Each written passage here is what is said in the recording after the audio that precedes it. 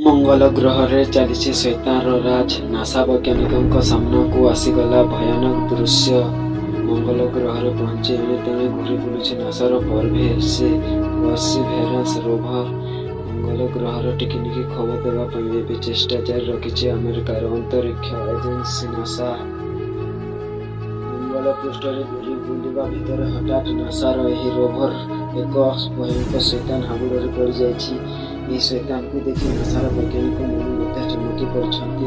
Rover द्वारा यार एक वीडियो वैज्ञानिक मन देखा पर से निजक विश्वास कर पारि नांति। अगस्त 30 तारीख अर्थात नासार मार्स मिशन 869तम दिन में एक अजब एवं भयंकर दृश्य देखाई रोभर।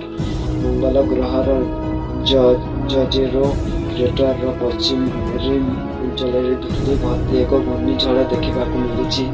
कालोराडोर स्पेस साइंस इंस्टीट्यूट वैज्ञानिक तथा पार्सियन्स साइंस टीमर सदस्य मार्क लेमन कहते आम धूली सही ताम्र उपरी भाग देखी ना, किंतु यार छाया आमको यार उच्चतार एक भल संकेत देता है।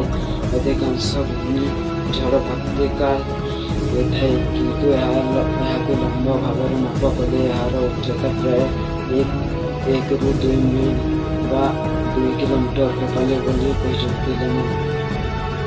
तेरे इमेजरी डाटा व्यवहार करी यही घूर्णिझड़ प्राय 4 किलोमीटर दूर थारो फेयर रिज नामक एक स्थान में सृष्टि होता वैज्ञानिक मन अनुमान लगाई। यह प्राय 19 किलोमीटर प्रति घंटा बेगर पश्चिम दिग को गति करुला। यार चौड़ा प्राय 60 मीटर बड़ी आकरण करथिबा बेले कैमेरा फ्रेम रे घूरी बुलुवा घूरीर निम्न भाग 118 मीटर पर्यंत दृश्यमान होछि।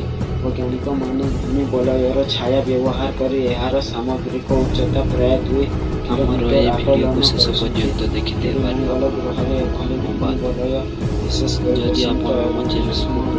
सृष्टि होता है। तेणु केवे स्पष्ट सूचना दे पारे नहीं बोली कहते।